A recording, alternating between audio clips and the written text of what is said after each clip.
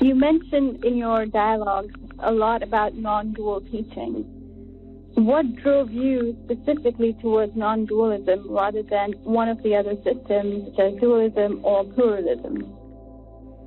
Well, I've always been a non-dualist. Yeah. Although I never really had that term until fairly lately, in terms of being a non-dualist. I have always believed that there was one reality and that any other realities were finally included in one reality. I've just always thought that that was true. I don't know where that belief came from, but I've always recognized that as true. It's straightforward logic. Yes, I think Aquinas did it that way. But one of the glorious things about coming to discovering Islam was that it is so clearly non-dual. I mean, what could be more non-dual than La ilaha illallah? So any other pluralisms or dualisms, and I think when I think of pluralism, things that come to mind are like Hinduism, where there are a panoply of gods, but which is finally finally all around. Or Trinitarianism. Oh, okay, good choice. Which, in spite of the constant mention of three, insists that it's one. Right. Their terminology has driven me crazy. One God in three persons is a little bit hard to swallow. But actually, since Gurdjieff, I found it a little easier to take. Yuan handles that one pretty well, too. Well, yeah. I don't remember what he said about it, but of course he does. But there were three fundamental forces. And the fact that they could be called active, passive, and, as Guy says, reconciling. We learned it as neutralizing. But reconciling is so much nicer. And I started to see that there was a way to see the divine activity as triune, but not the divine unity. Right. And Orthodox Christianity makes the distinction between the attributes and the energies, yes, whatever. But finally, isn't there in Islam a distinction between names and qualities? I don't know. Maybe that's not what I'm thinking. But there's the servant and the Lord. But finally, the servant has become extinct, and what does that leave? Precisely. It doesn't even leave the Lord, because what would make it Lord if it had no servant? It remains as what it is. Without attribute or distinction. Yeah, or definition based on a relationship. So, in answer to the question, speaking for myself, there wasn't any process of going through a polytheism or a pluralism or even a dualism. It was all just intuitively very clear to me. I hate to say from the start, but allow an excessive language, from the start, that all was one. That all was one. Well, and when we found the writings of the Sheikh, the most powerful thing was, for me, was that it was obvious that there could not be a difference between I and thou. There could not be, finally. And for me, that was a huge deal. It confirmed that belief that I'd always had. You too have been part of I've always thought it was that way anyway. Yes, that's right. I'd come to that conclusion that it just had to be, but I hadn't found anybody who would explicitly say it or give me a paragraph I could read through to arrive at that conclusion. And that may be one thing that distinguished either us or our kinds of seekers, or maybe our moment, in that we didn't come through the usual channels and then process all of the theology and finally draw the conclusion that God is one. We started from the proposition of unity. That was always very clear. I don't know how early I could have formulated it, but before I came to the Tariqa, it certainly concluded that. I mean, in other words, I knew it, whereas before I just knew it. Judy, you mentioned that although you don't think you were following a process of pluralism or dualism, but did you come across the terminology of non-dualism at that time, or was that much later on? I only came across it in readings about Advaita and knowing that its definition was not two. I couldn't have made the change or the leap to being a non-dualist from that information, but that's where I first encountered the term non-dual or not two. Non-dualism was... Yeah, but I realized that And when I realized that within Hinduism, all this talk of all these multiple deities finally had a unity behind it, I was satisfied. And I didn't know about Vedanta until I found the Tariqa, and people were reading about it. Yes, right. And then Vedanta was for Schuon the gold standard Right. of metaphysical expression and precision. It often takes difficult things back to Vedanta. So the non-dual path traditionally has been considered as a path of knowledge, would you say? Or there is also elements of Praktik and Karma Yoga who practice non-dual teaching? I'm not sure it makes sense to think about simply a path, when in fact what one really needs to talk about is a person or a person's path and growth that necessarily involves the elements of Karma Yoga, Raja Yoga, Bhakti Yoga, and Jnana Yoga in different strengths at different times. And the nimbleness to switch between them, ideally. Yes, and the advantage of the power one can get from these various perspectives, particularly at different points in one's growth. And to be without any of those is to be wanting. What was that? Without any of those elements, one is wanting. Well, yeah, exactly. Because they all address parts of our souls and our nature. Right. Corresponding to physical, emotional, and intellectual. Precisely. And all of these yogas work together to produce a synergy and a harmony. I want to know whether when you started off the practice of the path, did it start off as being heavily focused on the knowledge dimension, or was it a part and parcel of Praktik and karmic yoga as well? Start with jnana. Yes, the original attraction was the knowledge, the doctrine, the metaphysics. But the other elements made that more real or available, because the criticism has been made of Guénon that he was like an eye trained on the truth, but an eye without a body. One gets the sense that one can be excessive in any of these elements, but they're all there for a synergistic effect. I would say that I came primarily based on a path of knowledge because my strongest desire was to understand. And I had a streak of bhakti and a fleck of karma. The will has always been my weakest part. And going to the mention of non-dualistic encounters, the first encounter being the Vedanta, are there any specific teachers that had a great impact on you? And if there were any specific teachers, who were they and how did they impact your search?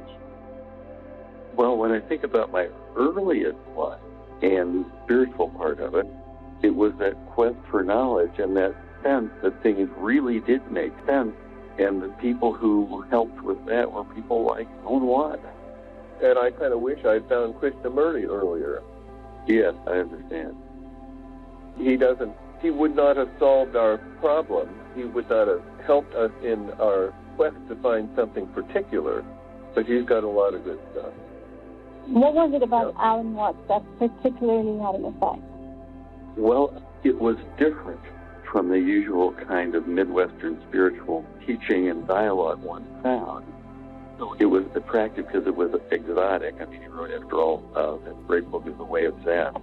And I didn't know what Zen was. It was kind of interesting. But here are his lectures, which are brilliant and bring together religion and philosophy, and substantially Eastern philosophy. With an experiential? Yeah, with an experiential element. And he made it live.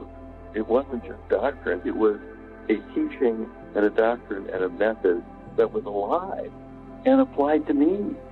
It resonated with things that I thought and felt and knew that were true, but didn't have language to express them. And lo and behold, they had already been expressed brilliantly over the ages. Yeah, and Alan came up with some of his own ways to express it that were pretty creative. The thing about Alan Watts is when he's talking to his audience, he's basically saying, he's talking to everyone as if it's easy to see what he's talking about. Yeah, well said. He doesn't place it up on a mountaintop somewhere. And it's kind of like he's talking about something and he kind of as if he winks and says, you know this already, don't you? Yes, right. Often has that sense to. And he's playful. Which was a great joy. Yes, because he's not just, well, this is what you have to do, and this is what you have to learn, and here's the terminology, and there'll be a quiz in a week. He thoroughly enjoyed what he did. He had great fun communicating what he knew. And you picked up his joy. That's right. That's right. He was so happy about it. Right, and really spoke with a twinkle in his eye. Oh, yes, absolutely. Or a twinkle in his voice. I have, and I've read his book, The Way of Zen, which was quite interesting, which was my first introduction to Zen as well. And I agree. There is something, I can't put a finger on it, but there's something about how he's able to express his ideas and his understanding in the most simplest ways. Right. In ways that relate to ordinary life. You don't need a lot of prerequisites. You just need the intuition. Yes, if you have the intuition, then what you need is the language. And some experience. And following along with him, it gives you some experience. He's like a tour guide. He's taking you through some scenery, and you get to see some of it. So that brings me to another question, which is, right. As a practicing perennialist, how have you, in your personal practice, managed to not wade into the murky waters of spiritual syncretism? Well, I have waded into the waters of spiritual syncretism. That's cool too. And I found them not as corrosive as we were taught to believe. Well, maybe the question can be, how have you persevered? What made you persevere through these murky waters? Well, exactly. Avoiding syncretism is that avoiding forming your own spiritual psychology that is cafeteria style? Or is it, for a couple of years, I attended Orthodox church with the woman I was dating at the time. And it was just wonderful, absolutely wonderful. But I never considered participating in the Eucharist because I felt that it was not for me, and to treat it that casually would be to disrespect it. Nicely said.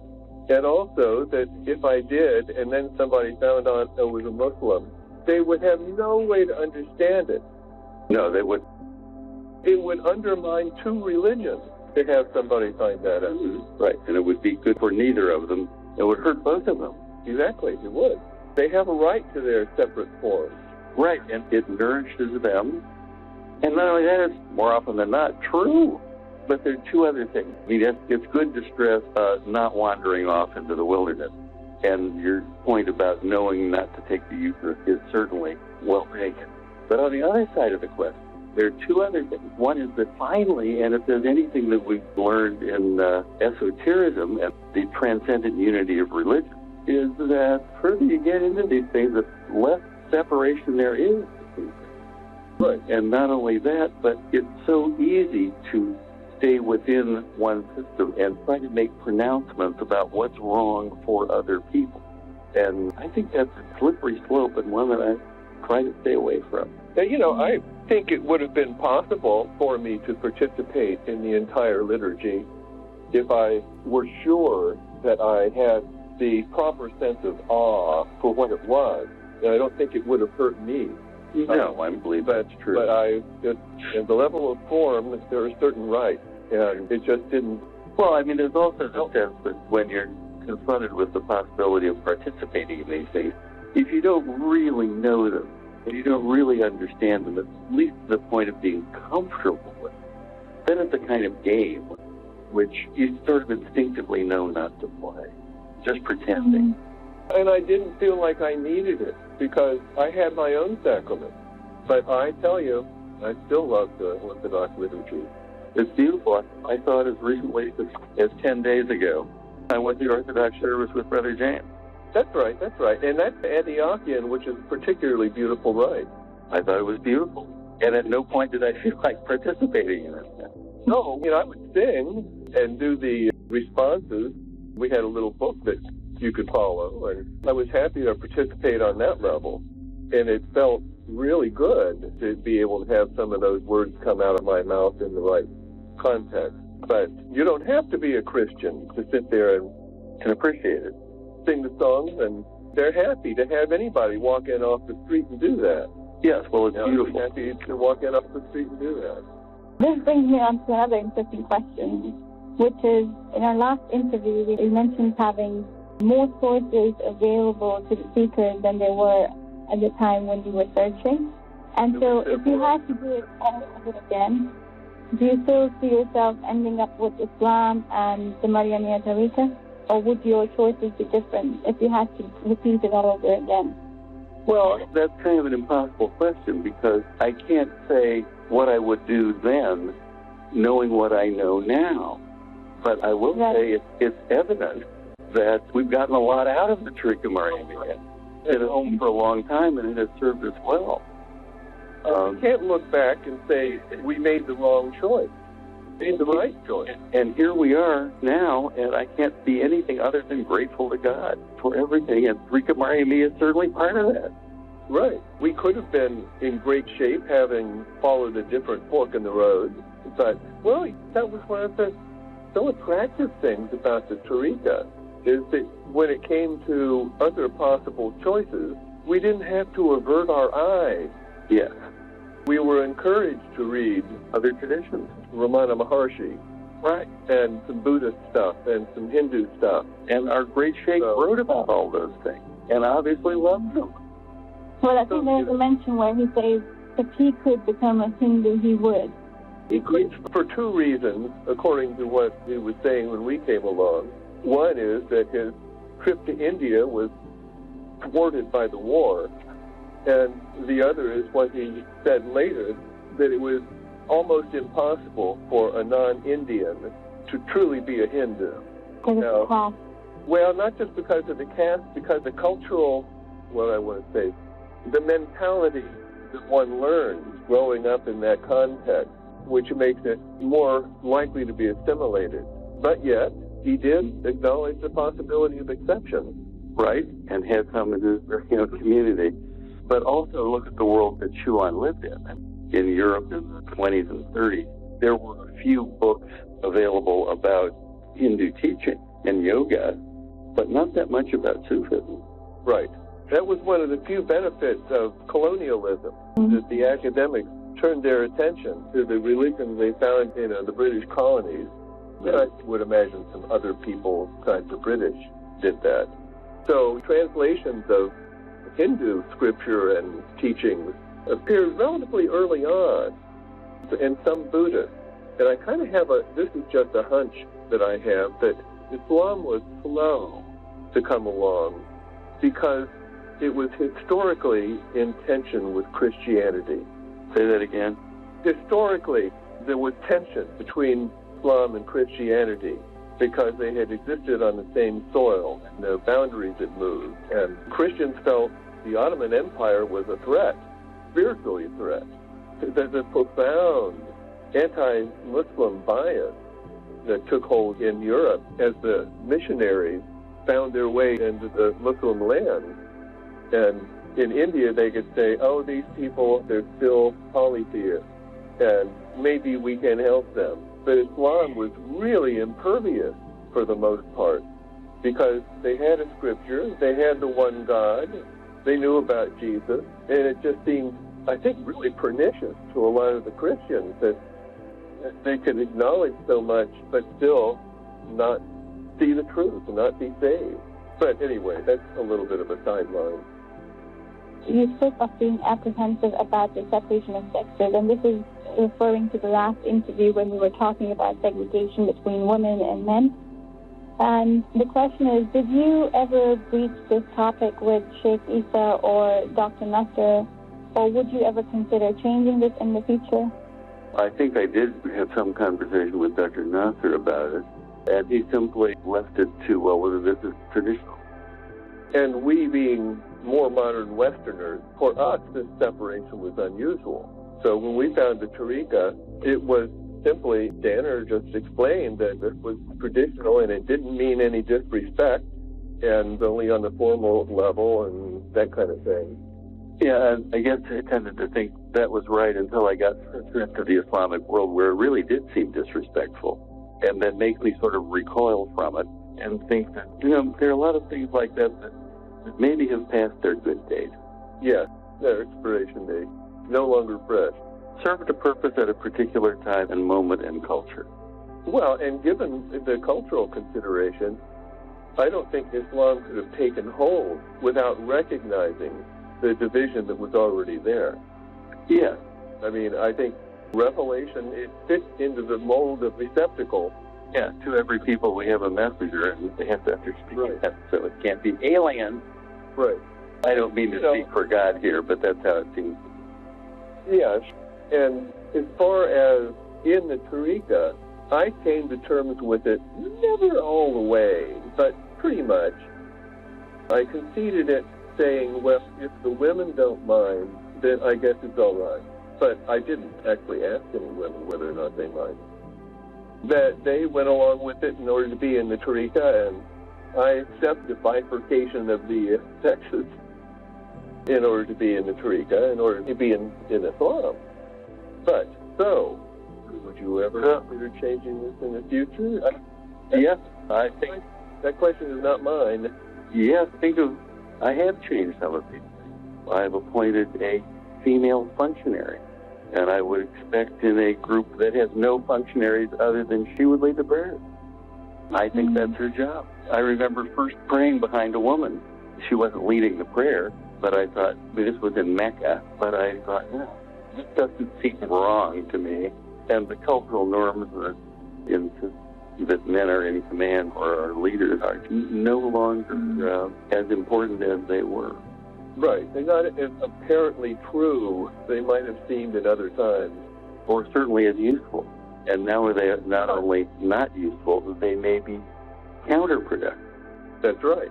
Well, consider a Muslim community of roughly 50-50 men and women, and yet there are no women to counsel the women. It's absurd.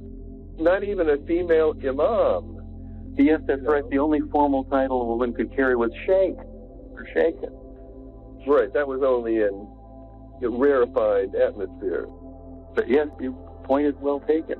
Why should women have to come to a man to get counseling? Right. That really doesn't make any sense. It is even if the separation made sense, say, to avoid distraction, the lack of participation at any higher level than just another follower means that they don't have full participation. When I'm thinking as a woman, segregation, even though I came from a background where it wasn't segregated in terms of religious settings or ceremonies, and coming to Islam where there was a sudden segregation, it wasn't really a problem for me because I guess I didn't see it as an issue of worthy of bringing something up as injustice or anything. I didn't see it that way. But I guess I can see why it's a problem for some and not others. Yes, it's a thought that inevitably will come up, and if not for everybody. But there was something so much more important than that particular feature. Here's the tour guide taking the people to the temple, and they happen to be walking on the road with the men on the right and the women on the left, and they all get there. But it is a valid question, and it remains an issue because of the world we live in now. Yes.